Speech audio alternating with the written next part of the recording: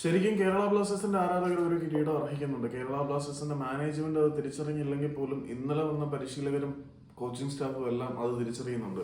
Meet Blasters programme കഴിഞ്ഞതിന് ശേഷം കേരള ബ്ലാസ്റ്റേഴ്സിന്റെ സെറ്റ് പീസ് പരിശീലകനായിട്ട് നിയമിതനായിട്ടുള്ള ഫ്രെഡറിക്കോ മൊറൈസ് പുള്ളിയുടെ സോഷ്യൽ മീഡിയ ഹാൻഡിലുകളിൽ കുറിച്ചിരിക്കുന്ന വാചകങ്ങൾ ഇങ്ങനെയാണ്: after yours amazing support you deserve A smile.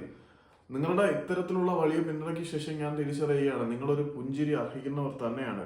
When we win our first trophy together, നമ്മൾ ഒരുമിച്ച് നമ്മളുടെ ആദ്യത്തെ ട്രോഫി വിജയിക്കുന്ന സമയത്ത് വി ക്യാൻ സെലിബ്രേറ്റ് പ്രോപ്പർലി.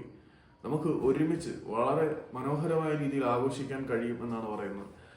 ഞാൻ ആ മീറ്റ് ദ ബ്ലാസ്റ്റേഴ്സ് പ്രോഗ്രാമിനിടയിൽ ശ്രദ്ധിച്ചിട്ടുള്ള ഒരു കാര്യമാണ്, കേരള ബ്ലാസ്റ്റേഴ്സിന്റെ സെറ്റ് പീസ് കോച്ചായിരുന്ന ഫ്രെഡറിക്കോ മൊറൈസ് ഒരു അധികം ചിയറപ്പ് ചെയ്യാതെ ഒന്ന് ഒഴിഞ്ഞു മാറി നിൽക്കുന്ന ഒരു അവസ്ഥയാണ് കണ്ടത്. ആളെ വലിയ സെലിബ്രേഷനോ കാര്യങ്ങൾക്കോ ഒന്നും നിന്നില്ല. അദ്ദേഹത്തിന്റെ തന്ത്രങ്ങൾ ഇവിടെ എഫക്റ്റീവായിട്ട് യൂട്ടിലൈസ് ചെയ്ത് ആരാധകരുടെ പിന്തുണ നേരിട്ട് മനസ്സിലാക്കി പിടിച്ചടക്കിയ ശേഷം ആഘോഷിക്കാം എന്നുള്ള മൈൻഡായിരിക്കും. ഏതായാലും പുള്ളിയുടെ വാക്കുകളിൽ കേരള ബ്ലാസ്റ്റേഴ്സിന്റെ ആരാധകരുടെ പാഷൻ എത്രത്തോളം ഉണ്ടെന്ന് പുള്ളി തിരിച്ചറിഞ്ഞു എന്ന് വേണം മനസ്സിലാക്കാൻ.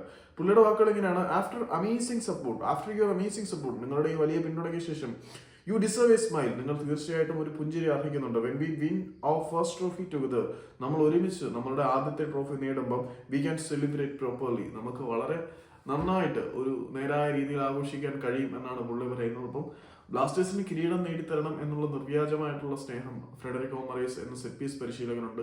അദ്ദേഹത്തിനെ കൊണ്ട് അതിന് കഴിയട്ടെ എന്ന് പ്രാർത്ഥിക്കാം.